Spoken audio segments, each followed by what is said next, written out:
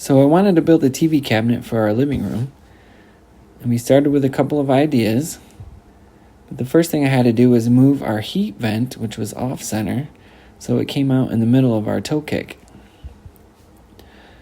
Then it was onto the base and the towers, and during the middle of it, Elisa decided she wanted arches on both of the towers.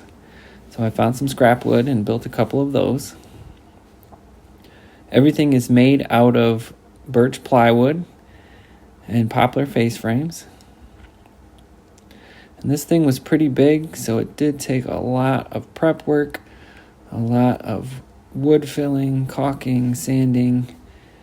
And this was also the first time that I had ever attempted to make cabinet doors. So I chose a simple shaker style, and here's me cutting the rails and stiles. And after those were prepped, I used 1/4-inch birch plywood and poplar frames again to glue them up. I also used a jig with a Forstner bit from Craig. I highly recommend using this, especially if you're just getting started woodworking. After those were ready, it was time to wood fill and prep for those. And then it was off to sand them all down and get them ready.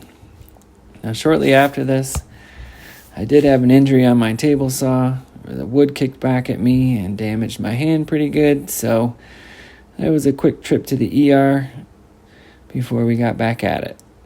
So if you see my hand dangling in these pictures, that's why I kind of had to finish this thing one-handed, but at least I had my strong hand to paint. Now, painting was quite a challenge with all of the boxes, all of the surfaces, especially putting 1 coat of primer and 2 coats of paint on there.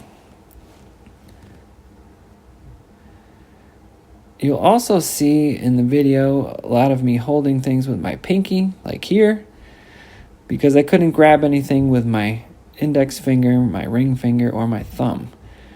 I'm sure you could probably zoom in on my injury and check it out if you paused it just right. I don't recommend you do that. It's pretty gross. But if you see me standing there with a claw hand or my arm on my hip, that's why. It took a while to prime everything. Again, all the surfaces of the doors and the cabinet. And once that was done, it was time to paint. And here's the first coat of paint going on. I did decide to paint the wall along with the cabinet to give it all a uniform look. And again, there was many surfaces and it was very time consuming to paint everything. Once that was done, let it dry for a couple of days, and it was time to put everything back together. This was also very challenging with basically one hand trying to hold things and also screw them in. Make sure everything was center and leveled. I did need a hand from Elisa and Lila to pick up the TV and actually put it on the wall mount. Once that was in, it was time to mount the sound bar. Make sure that was center. Before I did any of this, I made sure the wires were hidden behind the wall so you wouldn't see anything after it was all done.